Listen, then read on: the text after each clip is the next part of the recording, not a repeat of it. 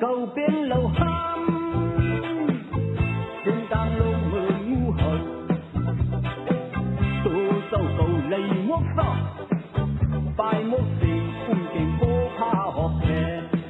ขึ้นลอยล้มโหยห้องลึกเยิงด้วยวันเก่าเป็นเหล่าหาtrên càng lâu mơ ngu hờn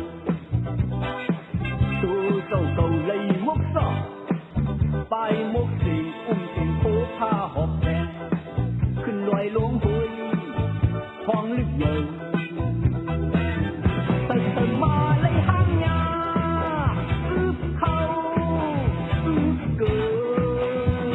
ดบ่มีซ้ำตาเยิงเจ้าอยู่หัวควายที่เนื้อคอตายซ้ำซ้ำเทมกเห็นมันคุกลึกยืดยิงเนื้อวางห้ามยังเป็นเหล่าใช้เลือดเธอได้พงจบเมื่อ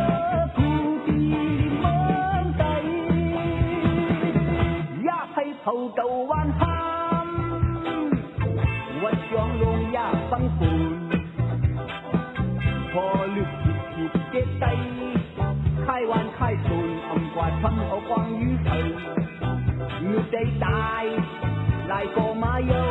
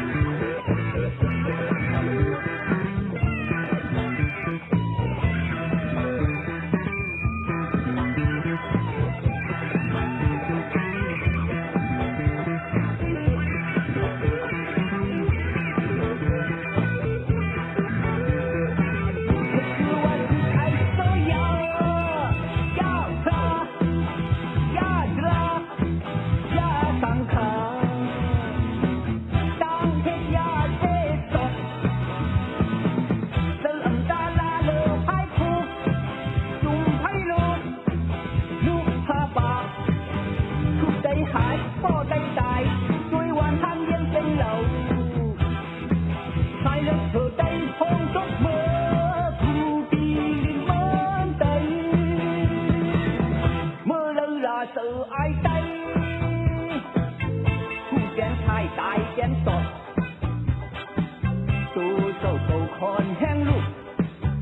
ยุบเท็ดตื่นซึ่งไหวยืนคอนขอดแกนทำแล้วมานักท่านตอบเจ้าความเป็นเล็บ